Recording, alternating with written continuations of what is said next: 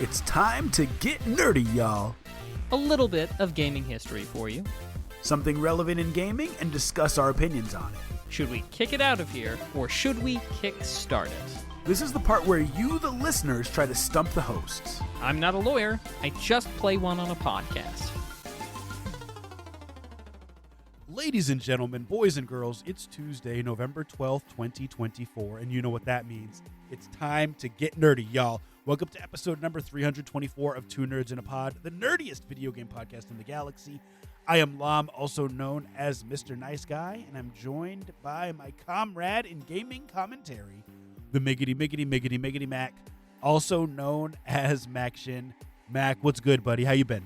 I've been okay, dude. I have to say I am delighted and thrilled that we, as always, we try to, on Tuesdays, are getting together, spending some time hanging out, and talking about video games. It is one of my favorite things to do, and honestly, I don't know what my life would be like if I had not had this show to do, even if there was nobody listening. And we know you're listening, and we appreciate you being here, but I don't know how I would have managed to be sane since, the time we started back in 2015 and before.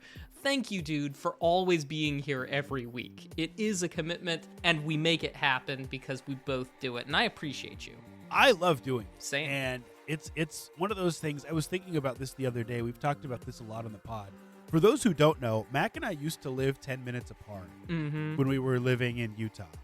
And I think back to that period of my life, and it was awesome. This period of my life is awesome too. But we took it for granted, at least I did. Like, if we lived 10 minutes apart right now, I think that I would be at your house every day, or you would be at my house every day. And we hung out a lot, but it wasn't nearly as much as it could have been because we just thought that's how it would always be. Yeah. And so this podcast has helped bridge the gap, keep the friendship going, build new friendships, build, I hate to use the word fans, but like build a community of people who like what we talk about and who like to hang out and who like to listen. So we appreciate that. Yeah. Dude, we've done a live recording of our podcast, which I never would have thought when we started doing this forever ago that would have ever happened. We've won multiple podcast awards, but more importantly, we have fun doing this every week. Yeah. You ask me how I'm feeling, how I'm doing. I'm feeling nostalgic, and I'm feeling #grateful, #blessed. Yeah, me too, man. I legitimately don't have anything awesome, like crazy awesome to share, but we do have a lot of awesome news. Do you have anything you want to share with the people? I do have one awesome thing, and that is, Mr. Nice Guy, you know me, I've been rocking the same graphics card since 2016. I just barely splurged and got myself a replacement. Yes. So instead of rocking a graphics, I've got a 3060. So instead of rocking a graphics card from 2016, I'll now be rocking a graphics card from 2021. So, yeah, I'm there. So you just had to one-up me, and I don't know if you remember the specs of my PC that we built right before COVID. Literally right before COVID. Came out for a visit to Illinois when I was living in Illinois. Spent the weekend at my house. He helped me assemble my PC, and I have a 2080 Super, which at the time was the top-of-the-line graphics card. Yeah. Still a very, very functional card. Oh, for sure. But now we're into, like, the 4090s, and even the 50 series is going to be coming out soon. I read an article today. So, yeah. How's that new graphics card? Did you have to upgrade the motherboard and whatnot too, or did it just everything fit in? The new graphics card hasn't arrived yet. I've just purchased it. So I'll be sure to, to update you. But yeah, I've updated a few other things along the way, so it should just pop right in. So I got to know, because a lot of the stuff that you play is a little bit more retro. What was the goal of putting in the 30, or what will be the goal of putting in the 3060? Is there a specific game that you're hoping to play? What is it? No, my main goal is just making sure that I get my hands on one before there is another price bump in graphics cards, because I'm expecting one. Well, Mac, speaking of graphics cards, which are directly related to gaming, I say we do what we do best and hop right up in that gaming news, my friend. What do you think about that? Yes, please, and thank you. What is new in video gaming? So much is new. And once again, this is episode 324 of Two Nerds in a Pod. nerdiest podcast in the galaxy. Mac, this first news story comes from Eurogamer. Valve announces limited edition white Steam Deck. This is written by Toria Kennedy. This new edition of the handheld PC launches on the 18th of November, but if you want one, be warned, only a limited number will be available. Once we're out, Valve says. Last year we released a smoky translucent limited edition Steam Deck OLED as an experiment to find out. An ad just loaded as I'm reading this article. So frustrating, because now I got to scroll back and find where I was. Yeah. Come on, Eurogamer, do you want us to use you as a source or not? As an experiment to find out if there was interest in alternative colorways. There was. This is our second experiment along those lines, Valve explained, sharing a look at the upcoming Steam Deck. The difference this time, aside from the color, is that we're able to ship the limited edition white to all regions where Steam Deck already ships, the company continued.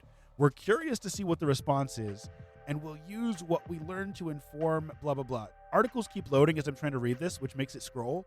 Bottom line, Mac, a new Steam Deck, white Steam Deck OLED, coming out, limited edition, November 18th, $679. I have some very, very strong opinions on this, specifically related to the parallels that we're seeing with the PS5 Pro and the PS5 and just these incremental upgrades and limited edition colorways. But what are your thoughts as someone who owns a Steam Deck? Tempted? Maybe slightly. We do know that the OLED Steam Deck did a little bit better with respect to battery, and I think it also did a little bit better with respect to performance. Yeah. But yeah, I think I'm still okay with my, normal old school first run Steam Deck. Although 2022. Although I do like the idea, I would, if I were going to go for a different color, it would be atomic purple, just like my bestie. I love it. For those who don't know, the back of my Steam Deck has an atomic purple backplate that I add on. I am frustrated with this as a consumer. I think that my thoughts and opinions on this are a little bit different than yours. Please. I'd be lying if I said this didn't get me excited. But I feel like so many of these companies have become content with selling us on incremental upgrades. Mm-hmm. The PS5 Pro, as I've researched it and as I've spoken to those who own it, has been a disappointment from a performance perspective. Yes, it does some things better frame rate, et cetera, et cetera. But for $700, the value proposition just simply isn't there. Mm-hmm.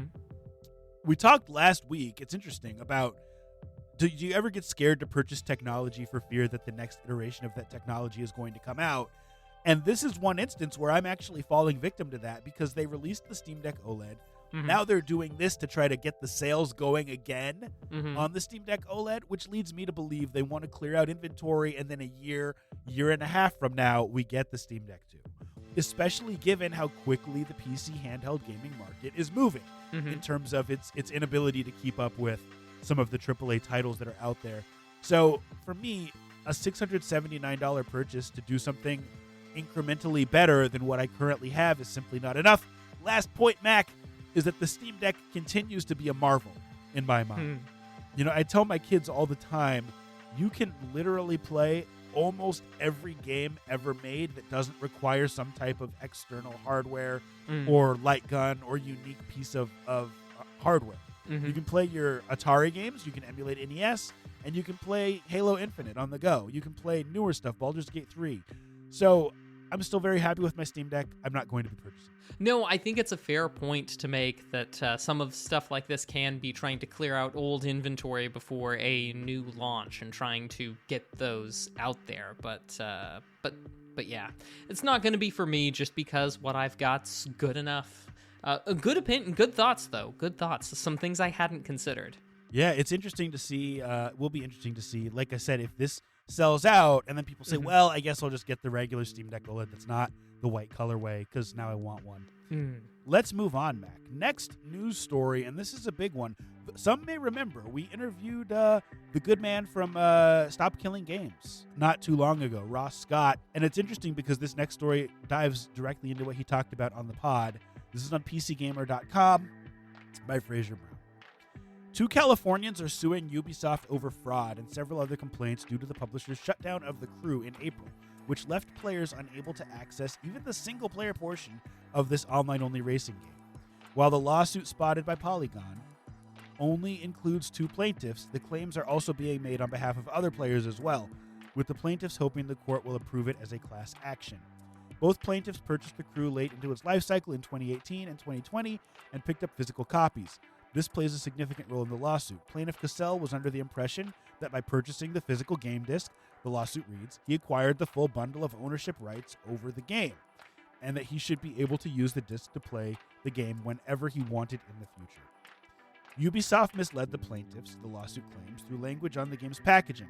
Defendants also reinforced this belief by including language on the product packing, stating that the online portion of the game could be retired, thereby representing to consumers that an offline portion of the game existed that would be unaffected.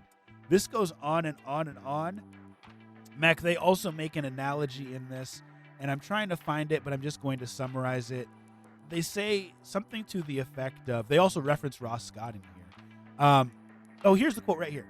Imagine you buy a pinball machine, and years later you enter it your den to go play it, only to discover that all the paddles are missing. The pinball and bumpers are gone, and the monitor that proudly displayed your unassailable high score is removed. Turns out the pinball machine manufacturer decided to come into your home, gut the insides of the pinball machine, and remove your ability to play the game you bought and thought you owned. Even though you paid full price to receive this game, you never knew that the manufacturer could come in one day without your control, leave you with a skeleton of what you thought you paid for. What do you think, Mac? I think that the treatment of consumer rights with respect to video games, digital products, and the like in the United States has historically been very lackluster. And I don't think it is any better now than it was 5, maybe even 10 years ago. I don't know if this lawsuit is going to have what it takes to go forward, but it does a pretty good job of laying out exactly what the problems are. It is interesting. I hope it goes somewhere because, as we know how Mac feels and how we all feel here, that video games should be able to be experienced. That's the fundamental thing that makes them what they are. So it's kind of a travesty, and it would be nice if the thing is as simple as just flicking a button so that you don't, destroy the game for everybody forever. It's kind of a cruel thing to do, even if it is legal. Yeah, I gotta slightly disagree. And as much as I'm a fan of game preservation, I'm not a fan of the whole, well, you didn't explicitly say this, so I can be mad now. And I'll give you an example. There's a video out there, I'll send it to you later, of this guy. He's like a lifestyle blogger, and I don't really watch his content, but this was going viral, so I saw it, where he goes to a lobster buffet in Vegas, and it's an all-you-can-eat. And so he says, well, I'm going to get 50 lobsters, and I'm going to take them to my table, and I'm going to record this for content, and we'll see how it goes. And the manager came over and said, listen, once you finish the lobsters, you can go get more, but you can't keep just going and getting more lobsters and planting them on your table uneaten. And in fact, there's a sign here that says 2 lobsters per plate. And he says, oh, well, I was getting 2 lobsters, going to my table, putting them down, then getting 2 more, and then putting them down without eating them. Mac, to me, that type of behavior is childish, and any reasonable person would not do that. And so what does that have to do with video games? Yeah, what does that have to do with video games? A lot, and I'll explain why. The Crew, or any game that has gotten shut down, it's unfortunate, and I hate it, and it sucks. But and I asked Ross Scott this, but I didn't want to be too argumentative. At what point do we say, hey, this company just doesn't have the resources to maintain the servers for this game? Let them off the hook. I get it. It sucks. I want games to exist forever, but it simply is not feasible with online titles. And so for people to create a class action lawsuit over something that has been going on forever and ever and ever in terms of gaming is almost like taking lobsters back to your table and saying, hey, well, I didn't know that's what you meant. I didn't know that a game would get shut down. I've never experienced this before. Yes, you have. You know that this happens with video games. I want to push back on that because it hasn't been going on in video games forever. As a matter of fact, it is a very new phenomenon in the history of video games. Most video games have never required constant publisher interaction in order for a video game to continue in operation. Little Samson still works for you and for me and for everybody else. I'll amend my statement. In the online era of video games. Yes. In the very, very recent past 15 years of video games, yes, this has become the industry standard. But also... You're right. Video games haven't existed forever, so I shouldn't have said that. You're but it's 100% not even true within the history of just video games. It is relegated to only since about 2004, I want to say, is probably the earliest times that we had the always online, with the exception of some MMORPGs. But even though we didn't get to it during our interview with Ross Scott, the answer to your question, because he has had that question asked by other people, and I do know that his answer would be that the only requirement is that if it is something that you're not going to support anymore, you have to let us try and go from there. You need to put an end-of-life plan in and allow us to make our own servers if it requires a server. But if you're not going to keep it on life support, then you need to let us give it a chance. If we were to have him on again, I would ask him this question. What about free-to-play games? I didn't pay for the game. I did not pay for a license, right? League of Legends. Yeah. Brawl Stars, this game that my kids have gotten me into lately on mobile. But maybe I've put some money into skins, or maybe I've put some money into characters. Is there an obligation then for the company to keep the game going, even though I didn't even pay for the product itself, but simply for some incremental upgrades and other things? You know, that's where it really gets challenging. I don't know that anyone really has a concrete answer to that question. I get the class action lawsuit, but I also feel like sometimes people purposefully act like they don't understand a premise for the purpose of proving a point. Just like the guy with the lobster, just like this class action lawsuit. What do you want? $50 for the crew? What people want is, I think people want clear expectation, because it was never, part of their contention in the suit was that there was no way for them to know that it wouldn't be available in the future. And their contention is based on the game's packaging itself, that it implied that all you would lose was just the online component instead of the single-player game, because it is a single-player game that requires constant online connectivity.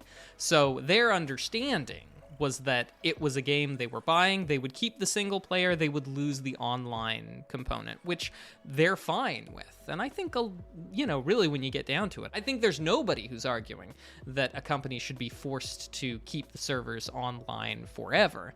But I think, especially when there's a game that has a single-player experience and that could be done offline, that's what you're kind of buying. And when companies usually are not very clear about whether or not this is the type of game that could happen or the type of game that it couldn't happen. And I think that's a very fair criticism to say that we never know. And it sucks playing the equivalent of video game Russian roulette. You know what I would do if I was the CEO of Ubisoft? I would say, we're not paying these legal fees. Oh. This is absurd. Oh. And I know that this is not a good way to get goodwill with gamers, but just to prove a point in the case of the crew, I would say let's upload the earliest build of the single player that we created online.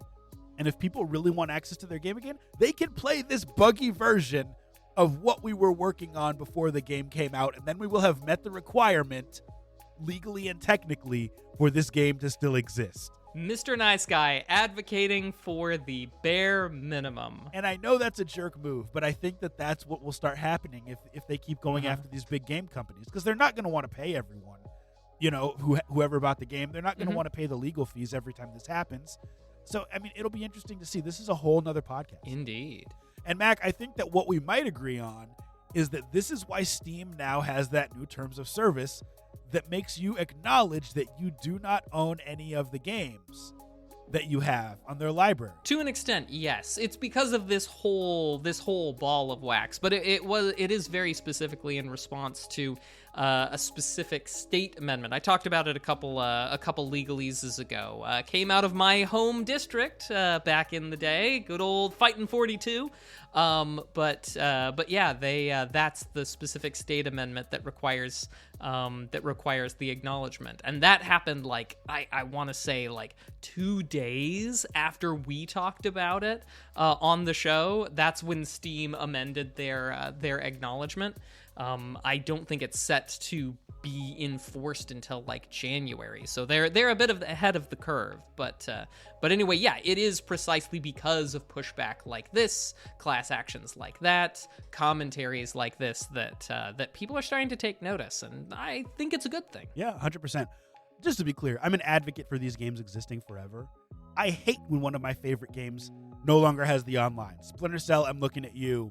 But I also understand the other side of the argument, and I don't like this particular class action. Mac, on the other hand, does not understand both sides and is unwilling to listen and is stubborn and always will be. Bring back Gotham City Imposters. You should have to host that till the cows come home. Not you. I'm talking to the company, of course. I loved Gotham City Imposters. Was thinking about it today. That has been our news for the week. All right. Well, now that we've taken a look at what's going on right now, let's take a little look into the past with some video game history. Mr. Nice Guy, I have a couple of very, very cool things that have happened this last week in years before. Some that of course I have always been a fan of. Skyrim, released in 2011. You know me, biggest fan of Skyrim in the world. When it was released, November of 2011 on PC, PS3, 360, again, biggest fan.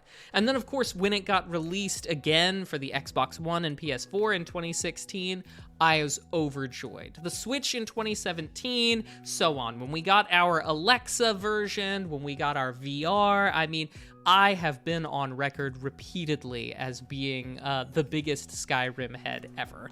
There's a little bit of sarcasm there. I mostly mocked every single one of those iterations because the new console launched and they're like, we've got Skyrim on launch. And it was very much just like, yeah, a 7-year-old game. Congrats. But nonetheless, Skyrim, very impactful, if for no other reason than being a reoccurring bit. But to say nothing of how cool of a video game is. And Mr. Nice Guy, I have to admit, I was not entirely honest with your very insightful question at the top of the show when you asked if there was a specific game I'm planning on playing now that I've got a much better graphics card. And honestly, the answer is Skyrim. Wow. I own a copy, and I am, for the first time ever, going to play it. But I knew that my old graphics card was just getting too long in the tooth and probably wouldn't be able to handle it for some other technical reasons. So Skyrim is in my future as well, in addition to the past. Are you going to add some mods, make things a little smoother, remove the spiders because you have arachnophobia? I don't know if you do, but that's a mod. Sure. Are you doing any of that? My intention is to play a game vanilla, if you will, first, unmodded, straight, and then try out mods later. I like to try and get the, reasonably close to original experience first, if I can.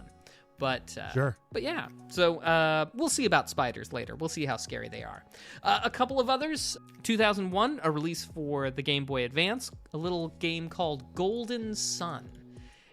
And then, which is a fantastic game. If you haven't played it, please do. However, what I think is the biggest thing that happened this last week in gaming history has to do with a little set of games called the Sword Quest series of video games for the Atari. Now, Mr. Nice Guy, have you heard of the Sword Quest series before?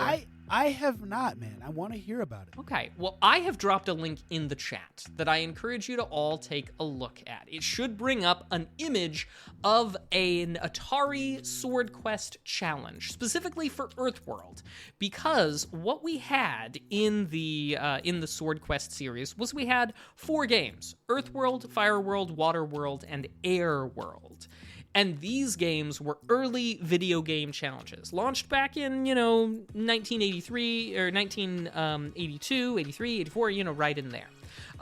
Arguably, it's one of the first action-adventure games, this set. And it came with not only a challenge, a Sword Quest challenge, that you can see those details there, and I might ask to get some of your thoughts on the terms and conditions there, Mr. Nice Guy. It came with an actual honest-to-goodness comic book.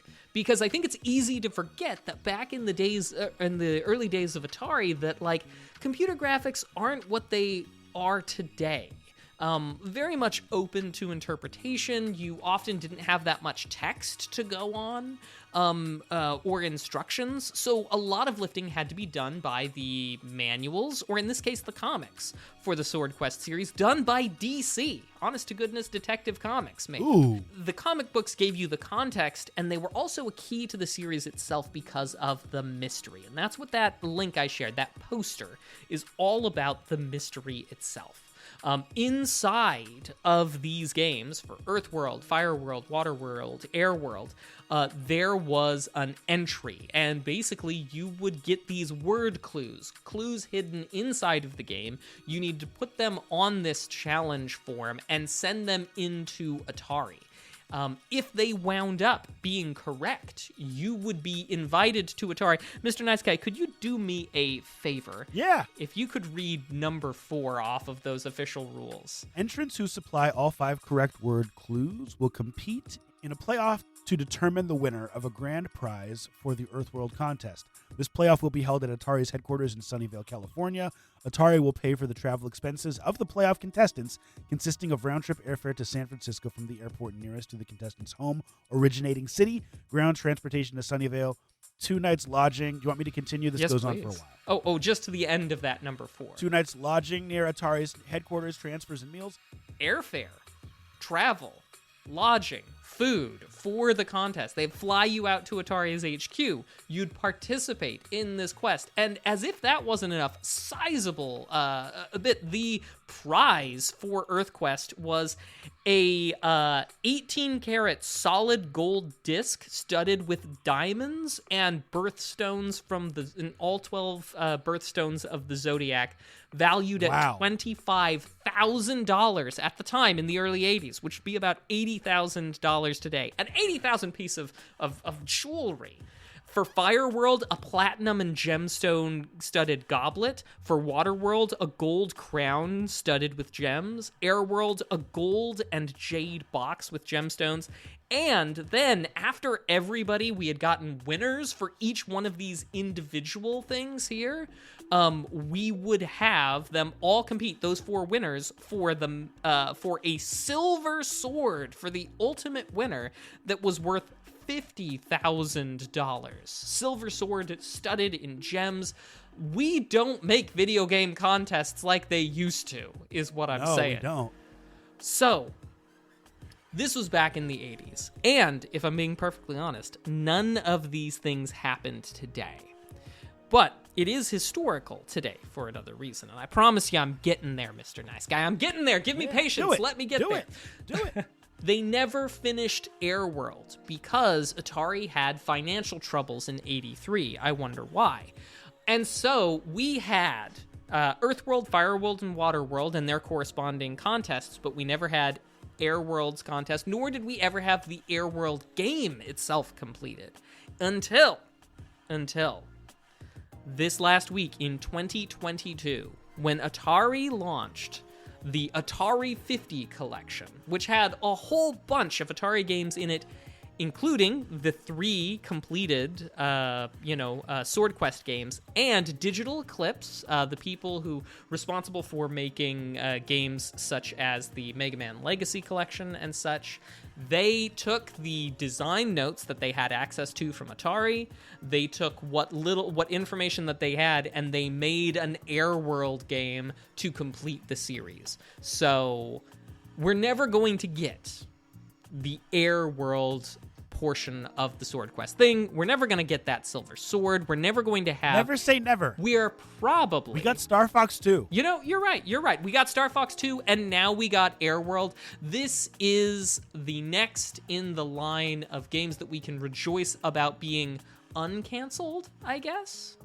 Yeah. And it was just this last week in 2022. And one of these days, Mr. Nice Guy, I'm going to sit down and I'm going to play through each of these games beginning to end. And while there will be no prize for me, I'll make myself I'll make myself a perler, facsimile of all of the various ones. And that'll be good enough for me. Totally get it. So that has been just a little bit of hopefully interesting video game history for you for this week. Love it. I love it, dude. Here's the thing. We've been doing the pod for several years. Mac has done an excellent job of not repeating his gaming history from week to week. Because it's like 1 week he could be like, GoldenEye came out this week. And then the next year he could be like, GoldenEye came out this week. But he never doubles back. He does a great job. Love it. No, stop. Well, ladies and gentlemen, it's time for what I would say is one of my, if not my favorite segment of the show, Indie Game of the Week. A segment where we're able to bring a game to your attention that may deserve more attention and let you know if it's worthy of your attention. And this week, we are, and by the way, this is going to be our last Indie Game of the Week for the year. Mm-hmm. As much as we love, and I'm speaking for myself, I'll say as much as I love reviewing these games, it's fun. It takes time. Mm-hmm. And for the rest of this year, there's a few AAA titles I want to dive into that I haven't gotten to play. I'm probably going to do that. If something really awesome catches my eye, we'll reach out for a code. But this is probably the last one for 2024. This week's game is Decklines Drops, and I'm about to drop a link in the chat to the Steam page. Mac, here's the description of Decklines Drops. Grab your punching gloves, put your clogs on, and smash your way in the world of Decklines Drops. A fully hand-drawn platform brawler full of weird frogs, bizarre chickens, and odd hydras. Avenge your destroyed garden and defeat the 6 heads of the Eternal Corp. If you can, that is. Mac, this game released October 10th, 2024. Currently sits at 85 reviews on Steam with a very positive rating. Developer and publishers are Moulin aux Boules Studio. They did provide us with these codes for review. It will not affect our opinion of the game. Price of the game is $18.99. Mac, what did you think about Decklines Drops, and where did you play it? I played it on my Steam Deck, of course. What did I think of it? So it's got this sort of cartoony vibe, not quite like if we drew a line between something like Epic Mickey and Cuphead. If we drew a line between those animation styles, it sits kind of around the sort of midpoint of that. Okay. It has a sort of old-timey cartoon vibe, but not so old-timey cartoon to get you all the way to something like Cuphead. Not quite that old-timey. Very pleasant on the style. Again, yeah, I think the description sort of nailed it. You've got chickens with weird flaily arms and boxing gloves. In the game itself, you're a puppet, aren't you? I believe so, or a doll or something very, very similar. Yeah, you're like a doll with boxing gloves. And some things wind up being so much larger than you, like water spouts or hose bibs that are, 2 times your size. Other things are a bit more scaled down to you, like, for example, chickens. It is definitely the type of game that focuses on platforming. Yeah. At its heart, it's a platformer. Jumping, running, but also when you are fighting, you get some power-ups to your attacks if you do the sort of fighting game variations, switch things up. A strong attack combined with a light attack, a downward smash, and, Mr. Nice Guy, Smash Bros terms much better than I do. Right. But like those types of things. Sure. And yeah, all the while trying to navigate the world, get to and defeat the bosses. Sometimes they are, a little bit easier. Sometimes they're a little bit rougher. I was struggling with one just the other day. So yeah. But overall, I liked it. I do have one thing that I didn't particularly enjoy. I think I'll maybe hold on to that for a second. What did you think, Mr. Nice Guy? It'll be interesting to see if we are on the same page with the one thing that we didn't enjoy, because there was one thing that actually made me quite angry and actually made me want to drop this game's score by half a point just because it made me that angry. But I'll get to that later. Yeah. If I was going to describe this game as like a hybrid of a couple different games, I would almost put it as like a Beautiful Joe meets like a Yoshi's Island. Because the platforming and the cutesy characteristics, the cutesy graphics remind me almost of like a Yoshi's Island. But the combat reminds me of Beautiful Joe. And you get ratings, like you said, for your combat. Like how many consecutive hits you can string together. Like the caliber of your fighting and the diversity of the moves that you use. If I'm going to throw a third game in there, it also has a lot of characteristics of a game that I played last year called Pizza Tower. In that you can move super, super fast. There are multiple paths that you can take, and you can break through blocks to go different directions. You can bounce off of things. There's so much diversity to how you can play this game, not only in the path that you take, but in the way that you choose to attack different obstacles. So I think that is phenomenal. There's shops where you can purchase things with your collectible currencies that you've collected. There's levels where you're just going up. There's levels where you're going to the side. There's speed levels where there's something chasing you. There's really a lot of diversity in this game, and I would say that one of the things that impressed me the most about it is how smoothly it runs. Because in a game, not that it's graphically demanding, but in a game where there's so much going on the screen and you're moving so quickly, it would be easy for there to be frame rate drops, for there to be bugs, for there to be crashes. I didn't see any of that. I will say I really, really liked this game, but like you, there was one thing that really, really made me mad, and I'm curious what yours was. The controls were not as tight as I felt like they needed to be in this type of experience.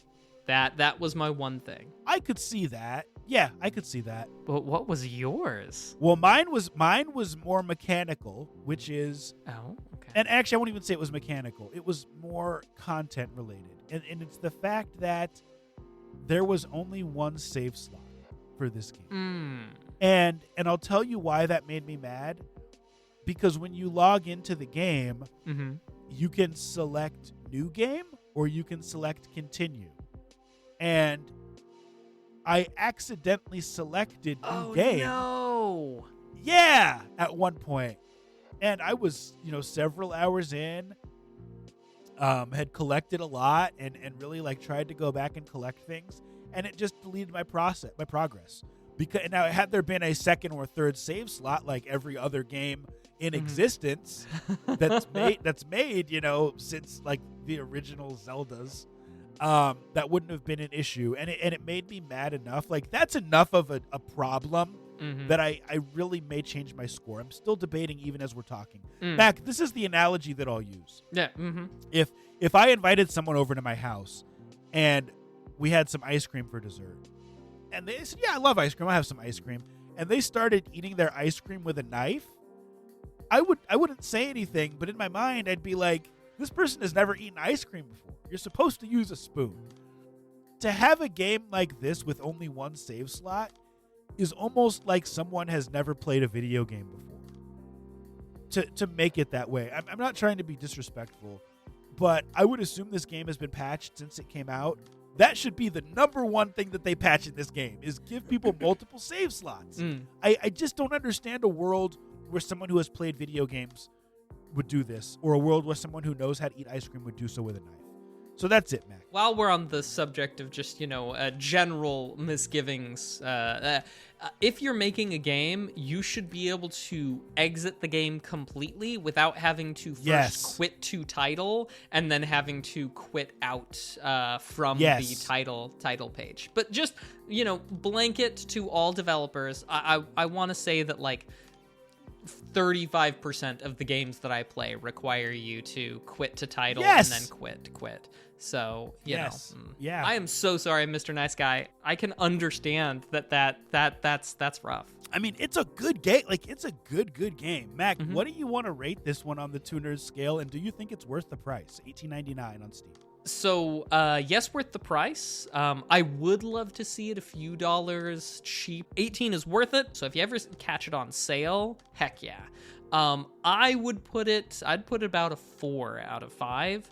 The floating controls, eventually I got used to it, and so I was better able to sort of compensate for it after a while, but I still really preferred to have a feeling of friction when I let go of the character moving, for that to stop, for motions to stop when I stop pressing, instead of I feel like it floats a lot. So, but yeah, I think that would... I think that would put it over the edge and make it really, really close to perfection.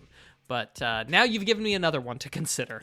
Here's what I would say. If you watch a video of this game and you think, oh, I would like this game, then you will like this game. Because I think that platform brawler should almost be a genre of its own, because it's so perfectly defined, and it so perfectly defines this game. If you watch the videos on Steam, they are showing you exactly what you're going to get out of this game. Yeah. And so if you like that, Yoshi's Island, Donkey Kong Country style of play one level on a map and then play the next one, if you like that Beautiful Joe style of platforming, but also with combat in like a 2D world, then you're going to like this game.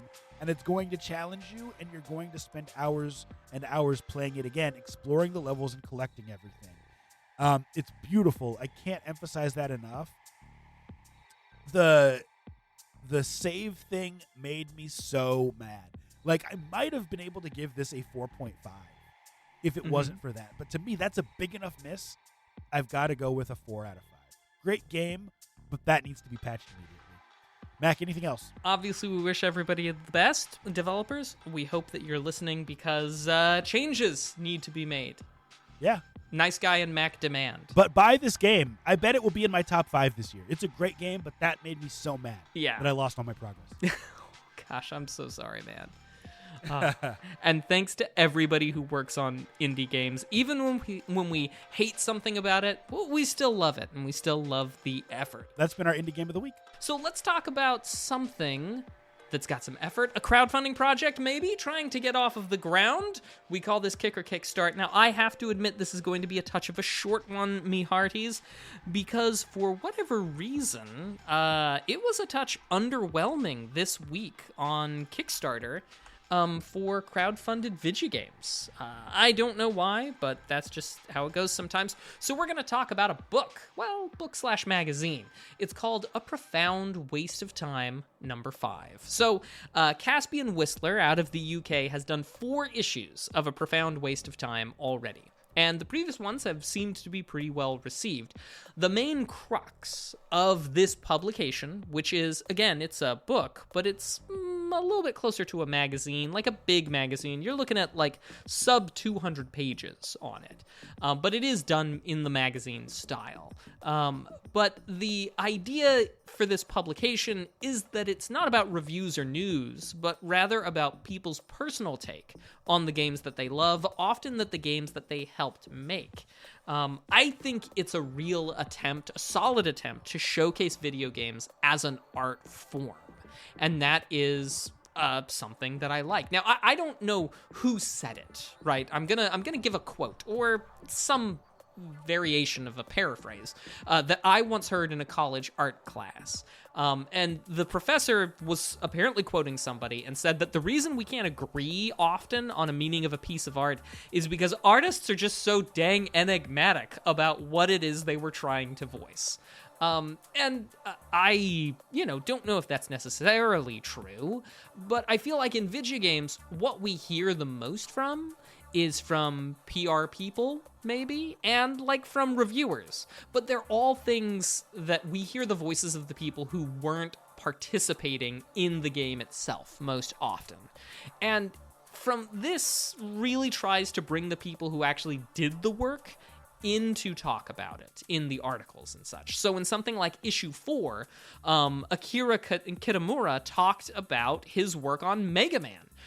Or the original Portal team interviewed and talked. There was an article, an interview in there about the original Portal. So I think it is an effort to try and bridge the gap between the artist and the consumer about the art form, and I think that's a very worthwhile thing. So there are no digital versions offered of A Profound Waste of Time. If you want a copy, it'll be $33 and whatever shipping costs from the UK. But that is A Profound Waste of Time, and already smashed the funding goal clearly for this production, with still 24 days left to go. I like this kind of stuff, and I'm very, very confused by the cover.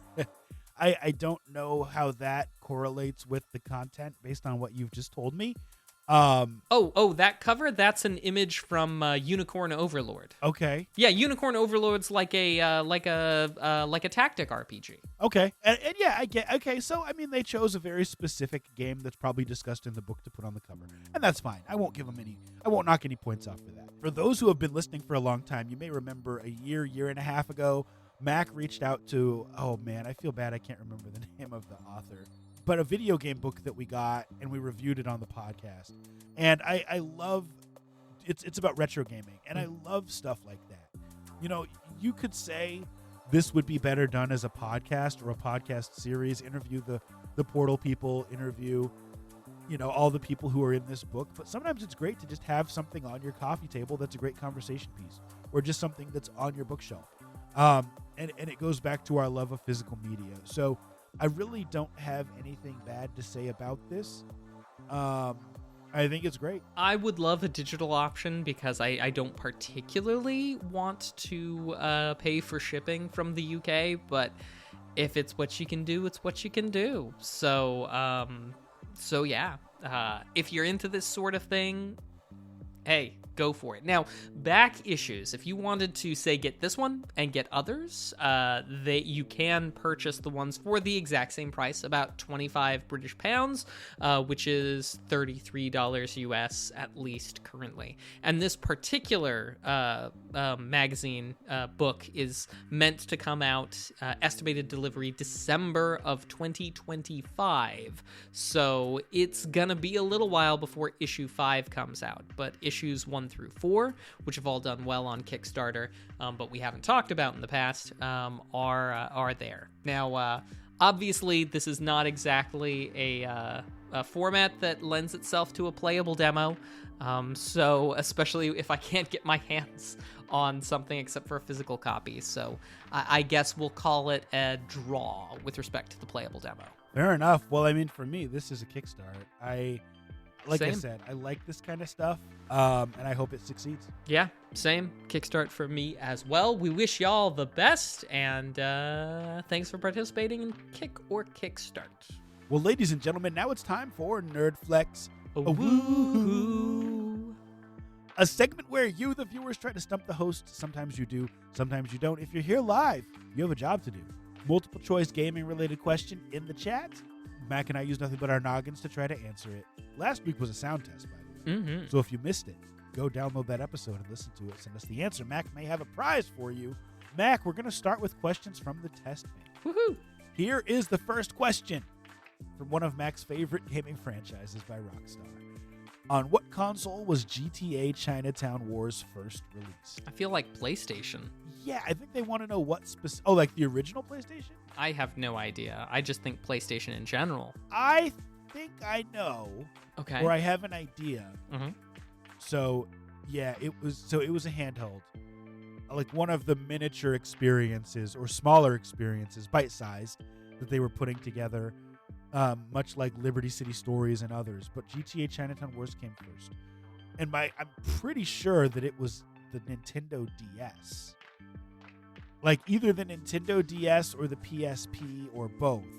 But it was definitely that era. And I'm inclined to go with Nintendo DS. Oh, I could be totally wrong. All right, well, I'll go with you. But let's go with it. Dude, I got it. Let's go. Nice. I was a DS aficionado back in the day. Missed my DS. Got broken. Oh, dude. That's well, Mr. Nice Guy, we have a question in the chat from Galvatron, if I may. Okay, go for it. He asks, approximately how long does it take to beat the Dragon's Lair arcade game, assuming hitting all the QuickTime events perfectly and sticking to the main quest? 8 minutes, 10, 12, 14, 16, 18, 20, 30 minutes, or 2 hours. Lots of multiple choices in here. You ever see that clip? I mean, I know Mac hasn't seen this clip, but there's this clip where Russell Westbrook, NBA player, is getting interviewed by a reporter, and he gets questioned. He's like, "No more questions for you, bro." I feel like we've reached that point with Galvatron, where we love you, buddy, but he has questions with 10 answers. Mac, what do you think? I have been somewhat involved in the speedrunning scene. I am pretty sure that the speedrun for Dragon's Lair is somewhere around, I think it's somewhere around 12 minutes. So I'm debating about 14 minutes because it doesn't sound, because Galvatron didn't ask what's the speed run of it, and I'm sure that as a speed run it goes faster than just that. But if the world record, and maybe I've got old information, but if the world record of a speed run is about 12, you know what? Yeah, no, I'm gonna lean on 12 minutes. Because I mean, yeah. I just feel like this is such an objective question, like, or subjective, excuse me. You know, I mean, I can't even wrap my head around this. I'm lost for words, Galvatron. Well done. I'm gonna go with Mac. Whatever you say for this, I'm gonna go with. Yeah, I'm gonna say 12 minutes. Final answer. Final answer, 12 minutes. Let us know in the chat if that's correct. 12 minutes is correct. Fantastic. It's nice to know that memory serves on occasion. Well done. Perfect. All right, we got one more question. Mm-hmm. This is interesting. I don't know the answer, but I'm excited to learn it. Sega question. What type of tree is featured on the Sega's AM2 logo? What type of tree is featured on the Sega's AM2 logo? I'm going to be very stereotypical, and I'm going to say bonsai tree. Really? Yeah. I was, that's fair. That's fair. I was actually going to say like a spruce, pine tree. I'm going to go with pine tree. Different. Okay. We don't have to go same. Yeah. It's not multiple choice. It's true. All right, pine tree. Let's do it. Oh, it's a palm tree, not a pine tree. Palm. Not a bonsai, not a pine. It's a palm. Palm. We're Well- both halfway there. That's been Nerd Flex. Yeah. Well, now we turn to a little bit of legalese. Now, this is going to be a very short one today, which is probably for the best because we're already coming up against time. This is going to be a little bit of an update, frankly. Pal World. As we know, the Nintendo company and the Pokemon company, of course, Pokemon company, wholly owned subsidiary of Nintendo, they are suing Pal World for their game, they're suing Pocket Pair for the company for the game Pal World that they made, which is described as Pokemon with guns. And we now know, we have since found out that they are suing over patents, not copyright, which is usually what we see when people have engaged in copying of things. But they assert that there are certain gameplay mechanics that have been patented by Nintendo, well, by, the Pokemon company, and that they are using without permission. Those patents, they've got sexy names like JP7545191 and stuff like that. But in general, these patents boil down to 3 different patents that Pocket Bear has said that Nintendo is suing them over. The 191 patent, the patent on capture items that can catch characters encountered in a virtual space. What? Didn't know that the concept of capturing characters in a virtual space with a capturing item was copyright Nintendo. Or the 117 patent, that is a patent on the aiming of capture items. Didn't know they could patent that either, did ya? Or the 390 patent, which is a patent on writable characters, which seems An interesting choice. All these 3 patents were applied for, or I should say, were applied for and approved after Pal World had already launched. With an asterisk, because as with everything in life, it gets a little bit more complicated than that. But these, but the short version is that these were granted well after Pal World was already a game. So one thing we know from the United States is that if you come into a lawsuit with patents that are ridiculously broad or should have never been granted in the first place, you can walk out of that courtroom with fewer intellectual property rights than you had when you walked in, because the court can say, hey, that's nonsense, and remove that patent from you. The courts in Japan also do the same thing. So it could be possible that Nintendo loses, and also loses hard. But we will just have to see how this plays out. But those are the patents that they are claiming. Well, those are the patents that they were granted, and those are the game mechanics that Nintendo is claiming they own. I don't know if you want to offer any thoughts on those concepts, Mr. Nice Guy, or if we just want to leave it for that for later. No, I mean, we're a little bit short on time, but this is our podcast. We can do what we want. Heck yeah. If they are going to go after Pal World for patents that are, what's the word I'm looking for? Frivolous? Yeah, well, frivolous is a word, but I was more looking for the word like next to, but not directly on top of. Adjacent, or yeah. Adjacent to the real reason that they're suing them, which is because they created a game that's actually quite a bit like Pokemon, but in some ways better and some ways more modern. Then they should sue a lot of people, because there's a lot of other games that violate these quote-unquote patents in terms of creature capture, in terms of the other things that you mentioned. The real reason they're going after Pal World is obvious. Like, to beat around the bush like this, and it goes back to that whole thing that irritates me when people play dumb about things, when it's really clear that they understand what they're doing and they act like they don't. Nintendo should do better. Agreed. And that's really what I would say. This will no doubt be something that we continue to keep our eyes on, and we'll see if we can't do a more in-depth explainer as we get more information.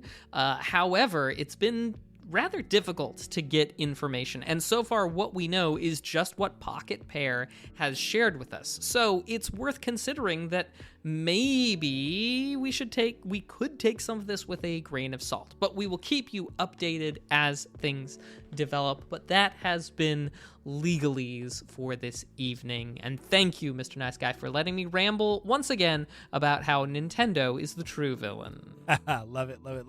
Well, hey, we're about to wrap up the show, but before we go, time to talk about what we've been watching and what we've been playing, where we do exactly that. Talk about all the nerdy stuff we've been into over the past week on all streaming services, physical media, video game consoles, Steam Deck, PC, and everywhere else. Mac, what have you been watching and playing, sir? And chat, let us know what you're into as well. Well, let's see. I haven't done too frightfully much playing. I was playing some Declines Drops. I was also playing a game called Betrayal at House on the Hill. It's a board game. Played it with some friends who came over. And playing some Creeper World 4. It's a game that I find very comforting, and have played it through its various iterations since it launched way back in the aughts. So yeah, so that's just kind of me. As for watching, been watching some Never Stop Blowing Up. It's a Dimension 20 show on Dropout TV, and that's about it for me, Mr. Nice Guy. How about you? Yeah, like you, I haven't played a ton this week. Obviously, the game we reviewed, Declines Drops, played some of that, and then lost all my progress. Yeah. Love y'all, though. Group developer that made it. Great game.